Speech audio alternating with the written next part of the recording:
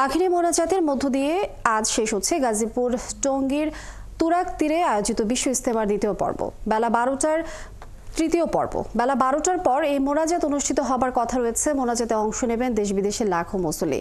আখেরি মোনাজাত উপলক্ষে নিরাপত্তা ও গোয়েন্দা নজরদারি বাড়ানো হয়েছে বলে জানিয়েছেন জিএমপি কমিশনার। এদিকে ইজতেমা এলাকায় ময়দানের চারপাশে এবার গণপরিবহন চলাচলে নিষেধাজ্ঞা আরোপ করা হয়নি। এবারও আখেরি মোনাজাতে অংশগ্রহণকারী ও ইজতেমা শেষে বাড়ি ফেরা মুসল্লিদের যাতায়াত সুবিধার জন্য 8 জোড়া বিশেষ ট্রেনের ব্যবস্থা করেছে রেলওয়ে বিভাগ। একই সঙ্গে রাখা হয়েছে বাড়তি বাসের ব্যবস্থা।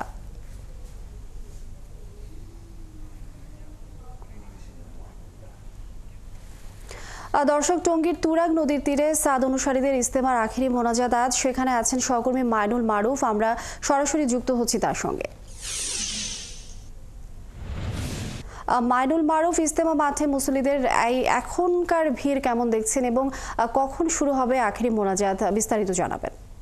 লিনিয়া, আজ ঠিক 12টার পর থেকে 12:30টার মধ্যে কিন্তু বিশ্ব ইজতেমার যে 58তম আসর, সেই 58তম আসরের আখেরি মোনাজাতের মধ্য দিয়ে কিন্তু এই বিশ্ব ইজতেমা শেষ হবে এবং ইতোমধ্যে কিন্তু লাখো মুসল্লি কিন্তু এখানে আগমন ঘটেছে এবং আরও কিন্তু আসছেন এবং দেশের নানা প্রান্ত থেকে আসছেন। পাশাপাশি বিদেশি বিভিন্ন মুসল্লিরাও কিন্তু আসছেন, বিদেশ থেকে আসছেন। তারা যেমনটা জানিয়েছেন যে তারা আল্লাহর সান্নিধ্য লাভ করতে চান, আল্লাহর কাছে তাদের গুনাহ মাফ চাইতে চান। এ কারণেই আজ শেষ দিনে আসা আখেরি মোনাজাতে অংশ নেবেন এবং তারা যে বিশ্ব ইজতেমার যে পবিত্রতা, সেই পবিত্রতা রক্ষায় বিশ্ব ইজতেমার যে প্রতি তাদের যেই আকর্ষণ, এবং তারা বলছেন যে এখান থেকে তারা ক্ষমা প্রার্থনা করে নিজেকে গুণামুক্ত করে এখান থেকে ফিরবেন এবং সেই উপলক্ষে কিন্তু আজ সারা দেশ থেকে কিন্তু এখানে লাখো মুসল্লির কিন্তু এখানে ঢল নেমেছে এবং তারা সকালে যে ফজর নামাজের পর থেকে কিন্তু এখানে বয়ান শুরু হয় এবং এখানে কিন্তু বয়ান এখনো চলছে এবং তারা কিন্তু সেই বয়ান শুনছেন এবং তারা যেমনটা জানিয়েছেন যে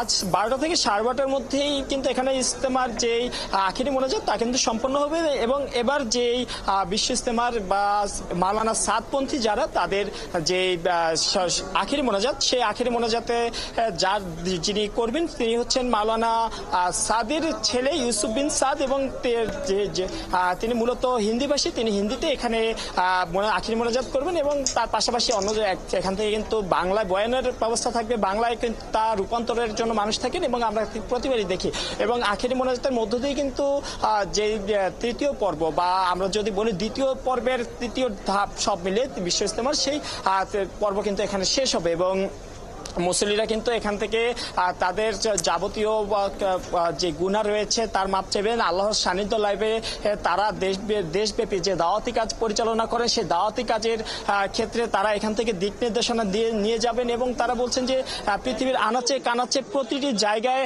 কিন্তু তারা ইসলামের দাওয়াত পৌঁছে দিতে চান, প্রতিটি জায়গায় ইসলামকে পৌঁছে দিতে চান। সেই লক্ষ্যে কিন্তু তারা প্রতি বছরই আমরা দেখি যে টঙ্গীর যে ইজতেমা মাঠ, এখানে কিন্তু মানুষের ঢল নামে সবাই এখানে আসেন, আল্লাহর কাছে ক্ষমা প্রার্থনা করেন, মোনাজাত করেন, নিজের চাওয়া পাওয়া আল্লাহর কাছে তুলে ধরেন, কান্না করে আল্লাহর কাছে চান তাদের ভবিষ্যৎ এবং যে এই জীবনের পরের জীবনে তাদের চাওয়াগুলো আল্লাহর কাছে তুলে ধরেন এবং সেই মোনাজাতে অংশ নিতে আমরা দেখি প্রতিবারে কিন্তু লাখো মুসল্লির আগমন ঘটে। টঙ্গীর যে আশেপাশে সকল এলাকা থেকে, সারা দেশ থেকে, বিদেশ থেকে কিন্তু মানুষ এখানে আসেন ক্ষমা প্রার্থনার জন্য, দাওয়াতি কাজের জন্য এবং কি যদি বলি তারা এখান থেকে দিক নির্দেশনা নিয়ে যাওয়ার জন্য, একটি জীবন পরিচালনার জন্য, শান্তি প্রতিষ্ঠার জন্য যা যা করণীয় তারা কিন্তু দিক নির্দেশনা ইজতেমা থেকে দেওয়া হয় এবং সেই দিক নির্দেশনা অনুযায়ী কিন্তু মানুষ কিন্তু আবারও নিজের দাওয়াতি কাজে ফিরে যান, দেশব্যাপী পৃথিবীব্যাপী ছড়িয়ে পড়েন এবং তার মাধ্যমে কিন্তু তারা বলছেন যে শান্তির বার্তা পৃথিবীর মানুষের কাছে পৌঁছে দেওয়ার চেষ্টা করেন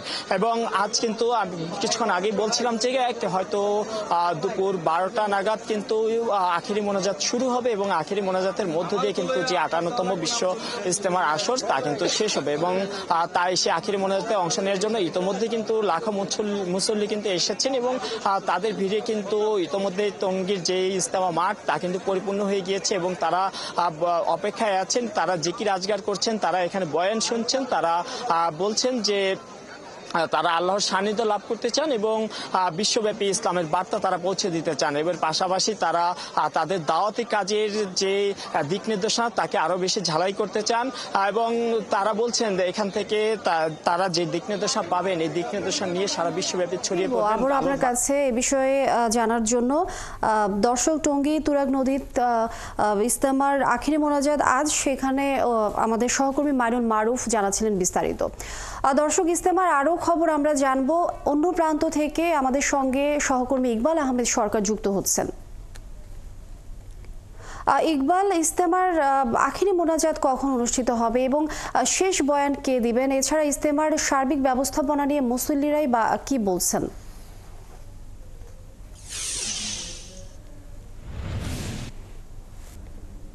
তারা বলছেন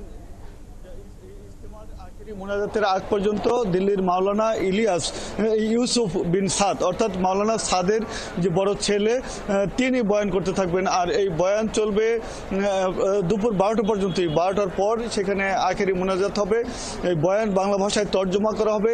ইসলাম তাবলিগের যে 6টি মূলনীতি তাদের বা 6টি উসুল, ঈমান, নামাজ, ইকরামুল মুসলিমিন, সহিনিয়ত সহ যে 6টি মূলনীতি রয়েছে, এই 6টি মূলনীতি ধরেই একে একে আলোচনা করা হবে। তারপর তাদেরকে হেদায়েতি বয়ান শোনানো হবে। এই হেদায়েতি বয়ানে কিভাবে আল্লাহর রাস্তায় বের হয়ে বা তাবলিগের দাওয়াতের কাজে বের হয়ে কিভাবে দাওয়াত দিবেন, মসজিদগুলিকে কিভাবে আবাদ করবেন, অর্থাৎ মসজিদ কিভাবে ব্যবহার করবেন, মানুষকে কতটা আদবের সাথে তাবলিগের পথে দাওয়াত দিবেন, দিনের পথে দাওয়াত দিবেন। তারা বলছেন একজন সর্বোচ্চ পর্যায়ের সমাজের কর্মকর্তা, রাজনীতিক থেকে শুরু করে সমাজের একবারে সর্বনিম্ন স্তরের যারা রয়েছেন তাদের পর্যন্ত তারা এই দাওয়াত পৌঁছাতে চান। তারা কঠিন মেহনত করতে চান। নতুন করে তাবলিগে অনেক মুসল্লি নাম লিখিয়েছেন, বিভিন্ন মেয়াদে তারা বের হবেন। অনেকে বলছেন যে ইজতেমা থেকে বাড়ি যাবেন, পরে রোজায় গিয়ে আবার তারা দাওয়াতের কাজে অর্থাৎ তাবলিগের কাজে বের হবেন। সার্বিক ব্যবস্থাপনা নিয়ে দেশীয় মুসল্লিদের যেমন কোনো ক্ষোভ নেই, বিদেশি মুসল্লিদের সাথে আমরা কথা বলেছি। তারা বলছেন বাংলাদেশের যে আপ্যায়ন, বাংলাদেশের যে মেহমানদারি তারা খুবই সন্তুষ্ট। কেননা এখানে বিদেশি মেহমানরা এসে তাদের কোনো অর্থ ব্যয় হচ্ছে না থাকার জন্য, খাওয়ার জন্য, অর্থাৎ বিনামূল্যে তারা একেবারে নাস্তা থেকে শুরু করে সব কিছুই পাচ্ছেন, খাওয়া দাওয়ার সুযোগ পাচ্ছেন। এমনকি যদি কেউ প্যান্ডেলের ভিতরে অসুস্থ হয়ে পড়েন তাহলেও সেখানে তাদের বিনামূল্যে চিকিৎসা দেওয়ার ব্যবস্থা রয়েছে। জরুরি প্রয়োজনে অ্যাম্বুলেন্সও ব্যবস্থা রয়েছে, যে যদি গুরুতর অসুস্থ হয়ে পড়েন তাহলে যাতে তাদেরকে সরকারি হাসপাতাল নিতে পারেন।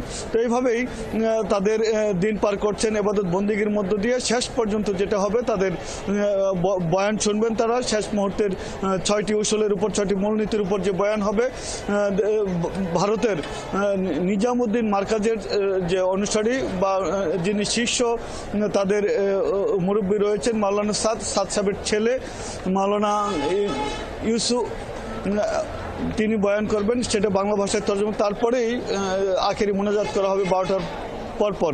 আর আখেরি মোনাজাতের পর যাতে কোনো বিশৃঙ্খলা না হয়, যাতে সবাই নিরাপদে নিজেদের গন্তব্যে পৌঁছতে পারে, সেই জন্য প্রশাসনের পক্ষ থেকে, আইন শৃঙ্খলা বাহিনীর পক্ষ থেকে নানা পদক্ষেপ নেওয়া হয়েছে। বাড়তি যেমন ট্রেনের ব্যবস্থা করা হয়েছে, একইভাবে সড়ক জুড়ে ট্রাফিক ব্যবস্থা নিয়ন্ত্রণের জন্য কড়াকড়ি ব্যবস্থা নেওয়া হয়েছে। অতিরিক্ত সংখ্যক ট্রাফিক পুলিশ মোতায়েন রয়েছে যাতে কোনো রকমের বিশৃঙ্খলা না ঘটে সেই জন্য। আর যাতে অতিরিক্ত ভাড়া না নিতে পারে সেদিকেও খেয়াল রাখছে প্রশাসনের লোকজন। বলছেন তারা যেমন ইজতেমা ময়দান এবং ইজতেমার আশপাশের এলাকাকে কঠোরভাবে নজরদারি করছেন, অর্থাৎ তারা পর্যবেক্ষণ টাওয়ার থেকে মনিটরিং করছেন, সিসি ক্যামেরা থেকে মনিটরিং করছেন, গোয়েন্দা তারা নজরদারি করছেন খিত্তার ভিতরে, অর্থাৎ যেখানে তারা থাকছেন জেলা ওয়ার্ডের অনুযায়ী ভাগ করে, বা বিদেশি ট্রেন্ড যেমন আরবি, উর্দু এবং ইংলিশ, এই যে 3টা ভাগে বিভক্ত বিদেশি ট্রেন্ড, সেইখানে যে থাকছেন তাদেরকেও গভীরভাবে নজরদারি করা হচ্ছে, গোয়েন্দা নজরদারিতে রাখা হচ্ছে, যাতে কোনো রকমের বিশৃঙ্খলা কোনো মহল যে সৃষ্টি করতে না পারে সেজন্য সাদা পোশাকে নজরদারি করা হচ্ছে। আর পোশাকি লোকজন তো বাইরে চারপাশে রয়েছেনই। তো সব মিলে আশা করা হচ্ছে যে শেষ মুহূর্ত পর্যন্ত বয়ানের পর শান্তিপূর্ণভাবে ইজতেমা শেষ হবে এবং বিশ্ব বিশ্বের যত মুসলমান আছে এই মুসলমানদের শান্তি কামনা করে, সমৃদ্ধি কামনা করে, কল্যাণ কামনা করে আখেরি মোনাজাতের মধ্য দিয়ে এই যে পর্বের ইজতেমা শেষ হবে এবং এবারে বিশ্ব ইজতেমা শেষ হবে। যেই বিশ্ব ইজতেমা কিনা এবার 3টি ধাপে শেষ হয়েছে, 3টি ধাপে হয়েছে।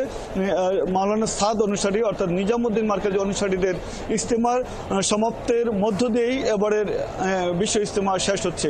মোটামুটি এই ছিল সর্বশেষ পরিস্থিতি। লাবণী। ইকবাল আহমেদ সরকার, ধন্যবাদ আপনাকে। দর্শক, ইজতেমার সার্বিক পরিস্থিতি আমরা জানছিলাম।